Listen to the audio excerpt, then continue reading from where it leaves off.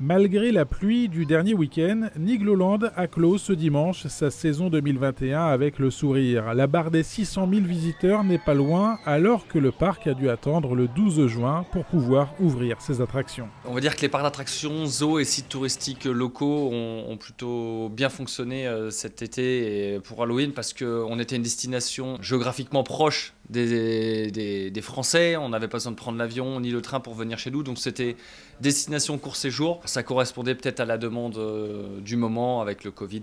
La période Covid, justement, il a fallu s'y adapter. Comme en 2020, les règles changeantes au fil des semaines ont bousculé les habitudes, tant des clients que du personnel et des dirigeants du parc. Il a fallu s'adapter depuis déjà plus d'un an avec les mesures sanitaires. Une fois on peut ouvrir les attractions, une fois on a des jauges, une fois on n'en a pas. Dans les restaurants, dans les boutiques, ça a été le parcours du combattant. Mais du côté des visiteurs, c'était méga positif. C'était exceptionnel de les retrouver aussi. Alors au début, le pass sanitaire qu'on a mis en place, ça a été un petit peu compliqué puisqu'on a divisé par 10 le nombre de visiteurs du jour au lendemain.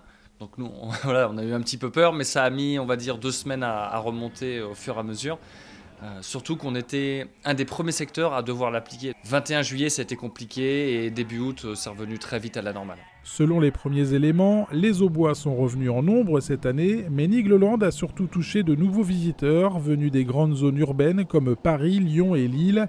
Une affluence inédite qui a pesé dans les allées du parc. Beaucoup d'habitués se sont plaints des longues minutes d'attente avant de pouvoir accéder aux attractions. Il y a eu une saison réduite, mais quasiment autant de visiteurs qu'une saison normale. Alors, ce qui fait que effectivement la densité dans le parc a augmenté.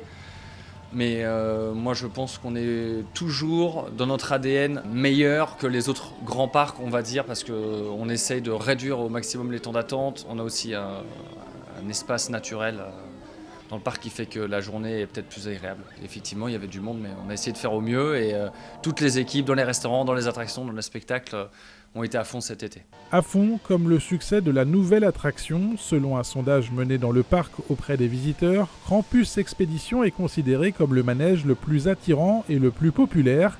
Il sera de nouveau la tête de gondole de Nigloland en 2022.